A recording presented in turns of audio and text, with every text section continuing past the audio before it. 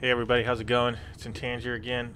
I'm making another video with some more building tips, and this time I'm going to be showing you how to build a really easy water pen, super easy, without having to do all sorts of nonsense with supports, because of a little known ability, a little known characteristic of these vacuum compartments. So what you want to do is you want to find a nice big area somewhere underwater where you want to build your pen, and just start building up from the ocean floor with these vacuum compartments, and just kind of just kind of place them and pick them up and place them and pick them up and get a nice height, because what we're going to do here is we're going to put the oops, that was too many of those. Let's start that over. What we're going to do is we're going to have the vacuum compartment area above the water pen area, and so we want to get some height first, but you have to start these from the ocean floor. So I'm going to try not to pick up the last one this time, and I'm just going to keep building up, and we'll get a decent amount of height. You can get a lot of height. You can get pretty far off the ocean floor, and the higher up you get, the more space you'll have underneath your base for your pen. So I'm going to get a comfortable amount of height here, and that's probably good enough. And then here's the thing about these things, right? The rules about this game with structures is they have to be supported, and they have to be connected. They have to have like a foundational support. But certain structures, they can support themselves, like dedicated storage boxes. These things, they count as self-supporting. So if you've placed one of these down somewhere, they don't need well, I can't place them down here, but they don't need a they don't need to be connected to a structure. They don't have to be snapped to anything but each other, and they can you can like make a bridge like just right up in midair with those things, because they're self-supporting. And these vacuum compartments are the same way. They're self-supporting. They connect to almost nothing but each other, and they're self-supporting. And so once you've got to the height you want, you can just branch them out however wide you want. And I'm going to get a good number of them out. I'm going to put one of them with a compartment in there. I mean a moon pool.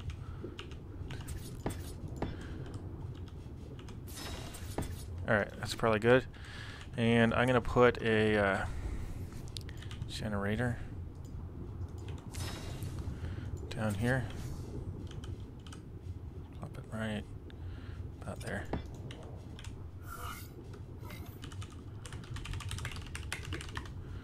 A little element in here. And I don't actually usually work with these,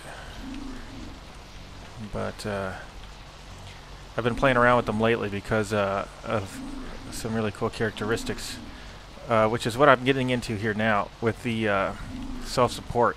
So these are all self-supported, but if you want to, be able to raise some squids or something like that, this is just not going to be good enough on its own. You can't be sure that they'll be safe down there with all these random animals and stuff down there. So the next thing is where things really get more interesting and really opens up the possibilities for using these. Just let me kind of open this up a little bit to flesh this out.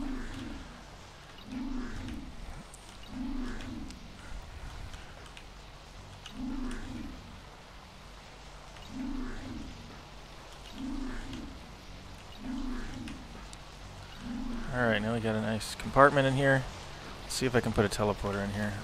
I don't know if it's actually big enough yet, but yeah, there we go. It's big enough.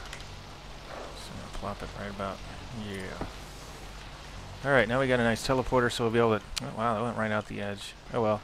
That's not the important part. So now, here's where things get interesting, okay?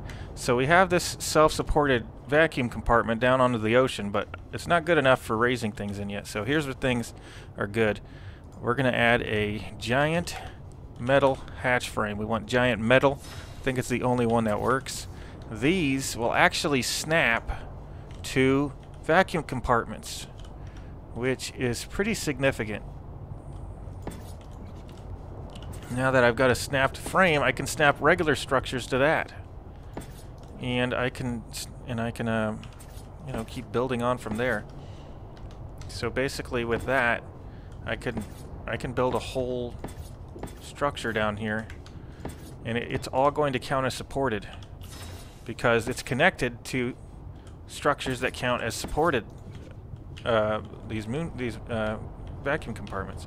So that is the the heart of the tip I'm giving you here today, that you can use these to support basically anything you want.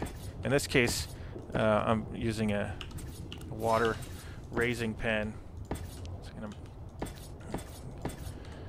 put some walls up off these, and but you could support anything. It doesn't have to be underwater either. Instead of building down to make a water pen, I could have built up.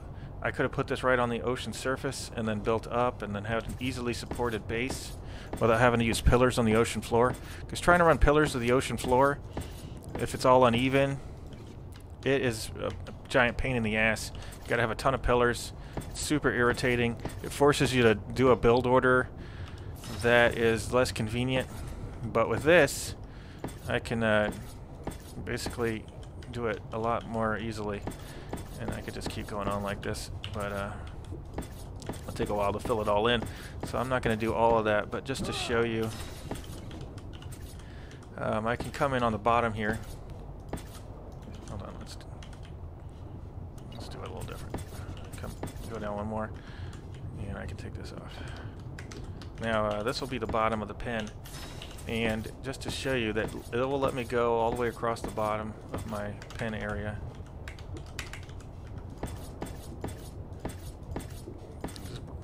Cover the whole area. So I can just cover the whole area down here. It's all supported by the vacuum compartments. And so I'm not going to fill the whole thing in because it'll take a little while, and the video will be unnecessarily long because you don't really care about that.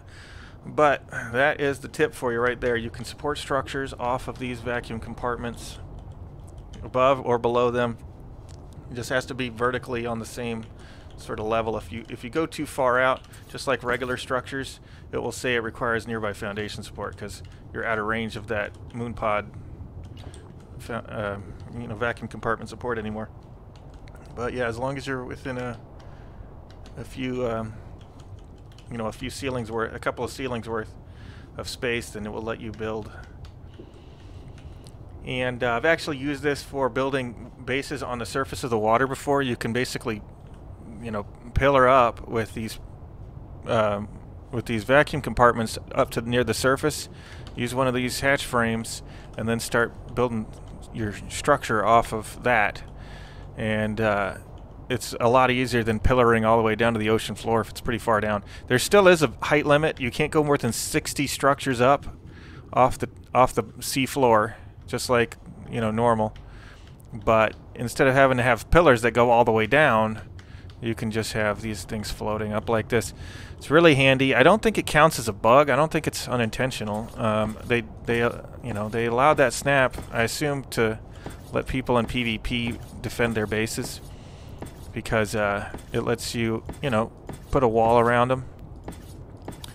And some people have been using it for some time, so it's not new. It's not an unknown characteristic of these. It's just in PvE, I don't think anybody's really using it to its potential because, well, I don't know. I don't think it's very well known, but it is really handy, and might as well take advantage of it and build your water pens with ease, or build a water surface base with ease, or build, you know, a bridge with ease. Anything you want to build on around the water.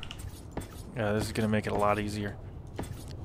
I'm actually going to build a water pen on my own Gen 1 server because I've been getting a lot of squid eggs from different people whose bases have decayed, and I want to maybe go ahead and, you know, pop them out of the eggs and get a look at them, see if they're worth raising, and, you know, I guess raise them. Got nothing much else to do other than, you know, tinker around with experimental builds or make videos showing some of the building techniques that that I know of now that the game's coming into an end. I guess there's not a whole lot of reason to keep them all to myself. Alright guys, well that's pretty much the video for today. I hope it was helpful to some of you guys, and see you next time. Later.